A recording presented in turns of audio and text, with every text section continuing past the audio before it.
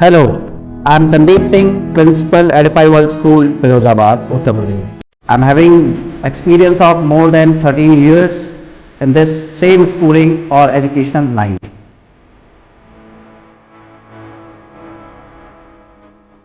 Edify World School, Firozabad is dedicated to deliver high quality education to globally minded students.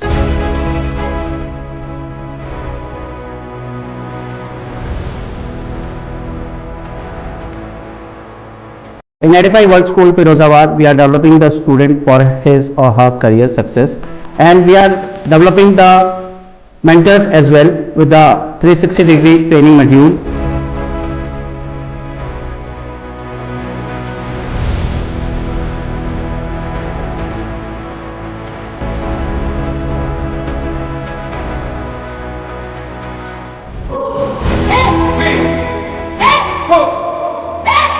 I feel truly honored to be a part of this esteemed institute. Its involvement provides us the opportunity of growth, learning and innovation. And also the overall excellence of this institute inspire me to give my best every day.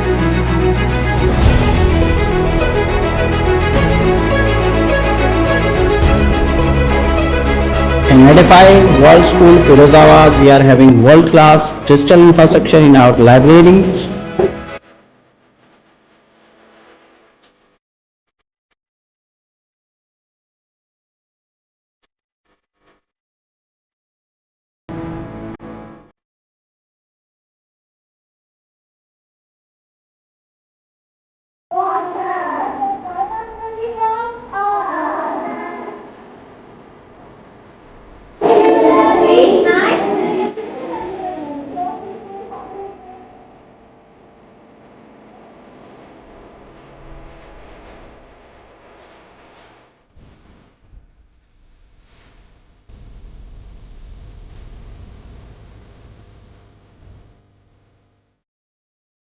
Hello sir, कैसे हो आप? I am good, best and happy.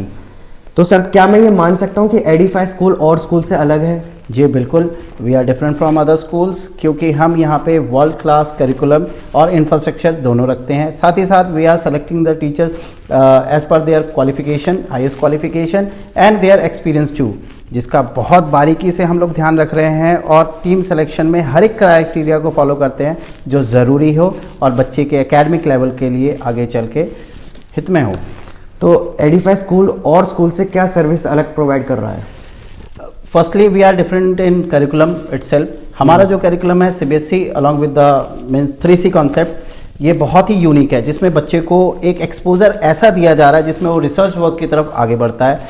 We are having till 5th we are having inquiry modules also, जो कि अपने आप में ही world class level पे एक क्वालिटेटिव एस्पेक्ट रखती हैं, जिसमें बच्चा इंक्वायरी पहले करता है फिर जाके लर्निंग एस्पेक्ट आता है। और इसी रीज़न की वजह से we are having the best mentor in our schools.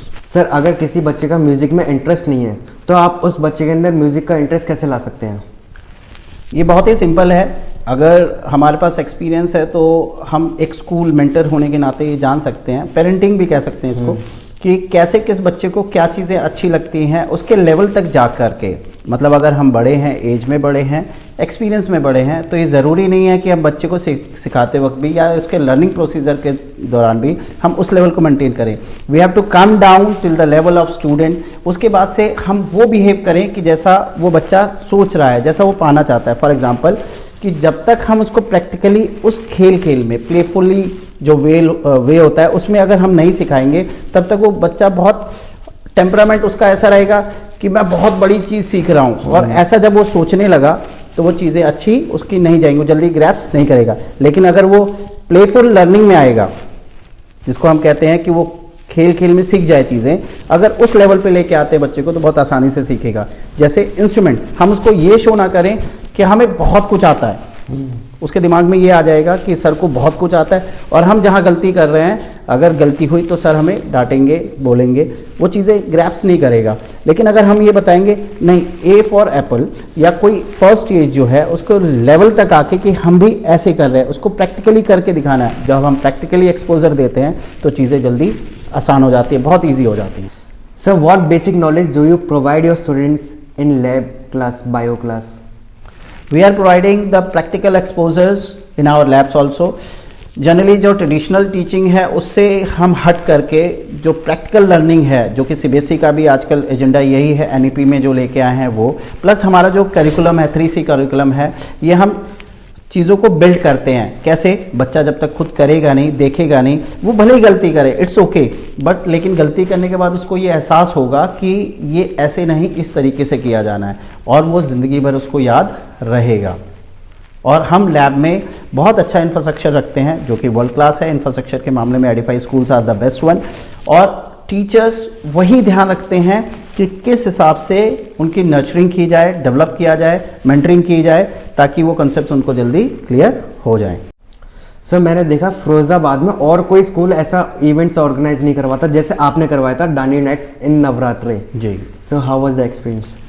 Actually what we are trying to give the innovative aspect to the school, to the student also. अगर वही चीज़ें ट्रेडिशनली चली आएंगी तो the students are not ready to learn. एक चीज़ तो ये है, हम कुछ नया नहीं लेके आएंगे तो there will be means no learning for the student. There should be one excitement for the student. ऐसा क्यों ज़रूरी है कि उनको अट्रैक्ट करे कि कुछ नया होने वाला है and we have to participate for learning. तो यही कॉन्सेप्ट है। जब हम चीज़ों को लेके आते हैं तो हम ध्यान रखते हैं कि चीज़ें उसको कभी दिखी ना हो, उस लेवल पे लेके जाएं जो उसके लिए नया एक्सपोजर हो, ताकि हमारा जो स्टूडेंट है, एडिफाई स्कूल्स का जो स्टूडेंट्स है, वो अच्छे से उसको सीखें, उसमें मन लगाएं, अट्रैक्ट हों, इंटरेस्ट लेके आएँ, ताकि उसको सक्सेस बहुत आसान लगने लगे। और यूनिकनेस तो आजकल गार्जियन की डिमांड भी है कि कुछ हम नया सिखाएं, दैट इज़ द कॉन्सेप्ट। और हम आगे भी ऐसे फ्यूचर में बहुत सारे कॉन्सेप्ट्स लेके आ रहे हैं, जैसे रोबोटिक्स, AI और बहुत सारी बेहतरीन चीज़ें जो बच्चे को कहाँ से कहाँ तक लेके जाएंगी। We are totally focused on overall development of the student. Sir how you treat your student in school? They are my family members simply but with the discipline. उनको ये समझाना पड़ता है बच्चों के लेवल पे आके कि बेटा यहाँ कोई आपका एनिमी नहीं है, दुश्मन नहीं है, और we are not having any type of such kind of feeling जो आपको मेरे से डिस्टेंस करे।